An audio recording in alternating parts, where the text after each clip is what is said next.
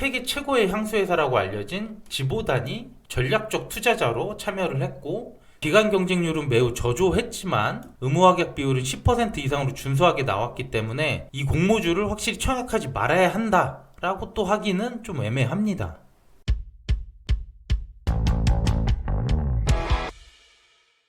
안녕하세요. 집에서 돈 버는 방법 집돈버 굿즈입니다. 오늘은 2월 2주차에 청약하는 공모주 바이오 FDNC를 소개해 드리겠습니다. 청약 전 최종적으로 체크 한번 해보시고요. 청약 여부를 잘 결정해 보시길 바랍니다. 구독과 좋아요, 알림 설정은 저에게 큰 힘이 됩니다. 먼저 일정부터 보겠습니다. 2월 청약은 인카금융서비스가 먼저 진행을 하는데, 이때 비례로 들어간 분들은 목요일에 환불이 되기 때문에 2월 9일부터 청약하는 바이오 FDNC 청약할 때 혹시 비례로 하신다면 이 자금으로 다시 활용이 가능합니다. 또 바이오 FDNC 환불은 총 5일이 소요가 되는데요. 이 주말이 껴있기 때문에 2월 14일 월요일에 이렇게 환불이 가능하고요. 그리고 이때 받았던 자금으로는 다시 필연티어 청약에도 활용할 수 있다는 점을 참고해 주시면 될 것 같습니다. 네, 그 다음 공모주 상세 내용 보겠습니다. 바이오 FDNC는 식물세포 기술을 활용한 바이오 업체라고 보면 되고요. 의약품 및 백신 소재를 개발하는 데 활용을 한다고 합니다. 그리고 최근에 매출이 좀 나오고 있는데 지금 화장품 소재로 많이 활용을 하고 있다고 하네요.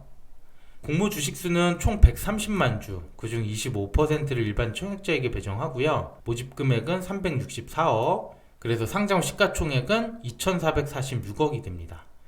주관사는 DB금융투자에 있고, 공모가 밴드는 당초 23,000원에서 29,000원이었는데 상단보다 1,000원 할인된 28,000원으로 확정이 됐습니다.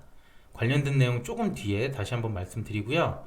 유통 가능 물량은 37.4%로 보통보다 조금 높은 수준입니다. 그 다음에 증권사 청약 정보 확인해 보겠습니다. 먼저 최소 청약 주수는 10주, 그래서 증거금 14만원이 필요하고요. 최고 청약 한도는 32,000주, 증거금은 4억 4,800만원이나 되네요. 그리고 DB금융투자는 청약 수수료가 없고요. 청약하실 때 청약 단위도 꼼꼼하게 체크하면서 신청하시면 되겠습니다. 그리고 DB금융투자 계좌가 아직 없는 분들은 청약 참여를 위해서는 청약 전일인 2월 8일까지는 개설을 해주셔야 됩니다. 그럼 지금부터 이번 청약의 핵심 포인트를 말씀드릴게요. 먼저 유통 가능 물량인데요. 바이오 FDNC는 유통 가능 물량이 37.4%로 보통보다 조금 많다고 아까 말씀드렸죠. 그리고 그 중에서도 기존 주주가 200만 주, 비율로는 23.5%를 차지하기 때문에 이건 역시도 좀 부담스럽게 느껴집니다.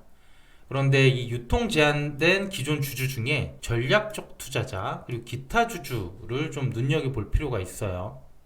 공시 자료를 보면 이렇게 기타 주주에 해당하는 상세 내역을 볼 수 있는데, 여기에 세계 최고의 향수회사라고 알려진 지보단이 전략적 투자자로 참여를 했고 지분도 거의 10%나 보유를 하고 있습니다.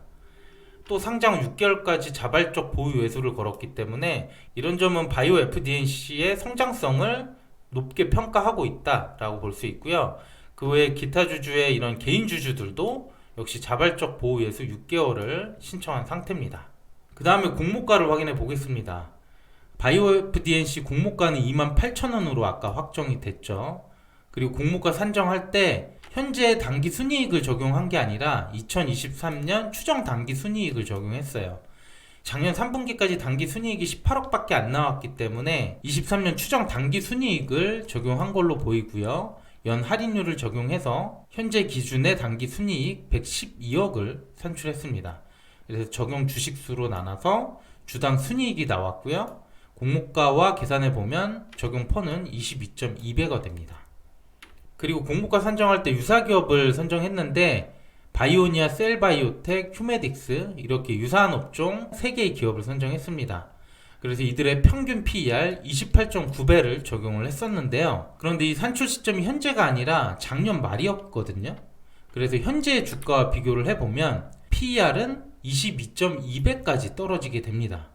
최근에 바이오도 그렇고 전체적으로 주가가 많이 떨어졌기 때문에 유사기업의 평균 PER이 많이 낮아진 상태이고요. 아까 바이오 FDNC의 PER이 22.2배였기 때문에 지금 적용된 PER은 유사기업과 동일한 수준이라고 할 수 있겠습니다. 그럼 지난주에 나왔던 수요 예측 결과를 확인해 보겠습니다. 먼저 기간 참여 수는 277건으로 매우 적었고요. 기간 경쟁률도 74대 1로 역시 매우 저조했습니다. 반면 가격 신청 내용을 봤을 때 상단 초과 비중이 55%나 됐었고요. 하지만 이 기간 경쟁률이 낮기 때문에 공모가 상단 확정은 안 됐고 1,000원 낮춰진 28,000원으로 확정이 된 겁니다. 그리고 의무 확약 비율은 경쟁률 대비해서는 월등히 좀 높게 나왔다고 볼 수 있는데요. 기간 경쟁률은 매우 저조했지만 의무 확약 비율은 10% 이상으로 준수하게 나왔기 때문에 이 공모주를 확실히 청약하지 말아야 한다 라고 또 하기는 좀 애매합니다. 이 수요 예측 결과를 다른 공모주들과 비교를 해볼 텐데요. 기간 경쟁률은 최하위 수준으로 나왔어요. 그리고 최근에 청약했던 나래 나노텍이 102대 1이 나왔으니까 이보다도 더 낮은 결과가 나온 거죠. 반면에 의무 확약 비율은 11.8%로 그래도 보통 정도 수준은 나온 걸로 보여집니다.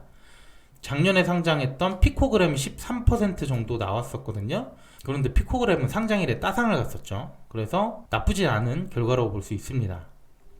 그래서 이 수요 예측 결과가 유사했던 공모주들 중에 시가총액이 유사한 이 공모주들을 선정을 해봤는데요.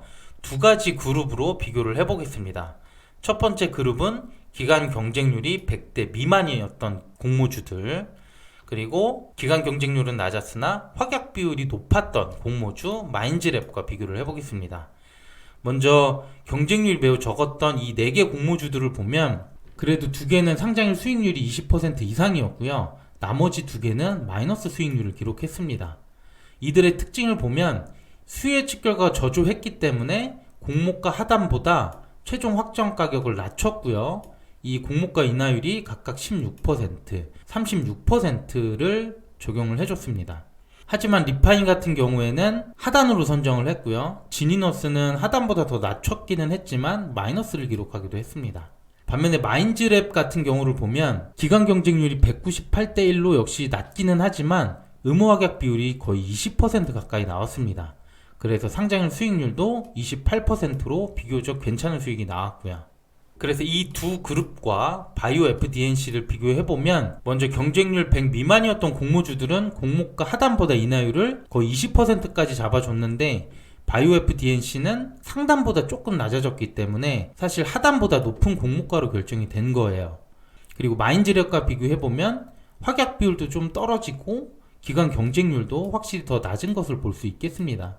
그래서 기존 사례와 최종적으로 비교를 해보면 경쟁률 100대 미만이고 밴드 하단보다 공모가가 높기 때문에 상장일 수익률은 저조할 거라고 예상을 할 수 있습니다. 자, 그러면 오늘 결론을 말씀드려 보도록 하겠습니다. 오늘 말씀드렸던 바이오 FDNC 같은 경우에는 장점과 단점이 명확하게 갈리는 회사라고 볼 수 있어요. 먼저 장점은 전략적 투자자 그리고 1% 이상의 주주들이 자발적 보호 예수를 걸었기 때문에 기존 투자자들은 향후 성장성을 기대하고 있습니다. 그리고 수요 예측 결과에 공모가 상단 초과 비중이 55%로 많아서 일부 기관들은 공모가가 적정하다고 평가를 한 것 같고요. 마지막으로 저조한 경쟁률 대비 의무 확약 비율은 11.8%로 비교적 높았죠. 그리고 단점도 명확합니다. 유통 가능 물량이 37.4%로 평균 이상이고요. 특히 기존 주주가 23.5%로 많죠. 또 수요 예측 결과 중에 기간 경쟁률이 74대 1로 매우 저조했다는 점, 그리고 이런 경쟁률이 나왔던 유사 공모주들을 봤을 때 수익률이 저조했다라는 걸 알 수 있습니다. 그래서 바이오 FDNC 공모주 같은 경우에는 확실히 수익이 나올 수 있다? 이걸 장담할 수 있는 공모주는 아니고요. 본인이 공모주 청약은 최대한 안전하게 하고 싶다라고 하면 당연히 패스하는 게 맞을 것 같고요. 그래도 조금 더 공격적으로 하고 싶은 분들은 균등 정도로는 도전해보는 것도 나쁘지 않을 거라고 보고 있습니다. 하지만 이건 어디까지나 제 생각일 뿐이고요. 최종 결정은 본인이 꼭 해주시길 바라겠습니다. 네, 오늘 준비한 내용은 여기까지고요. 오늘 내용도 괜찮았다면 구독과 좋아요, 알림 설정 부탁드립니다. 감사합니다.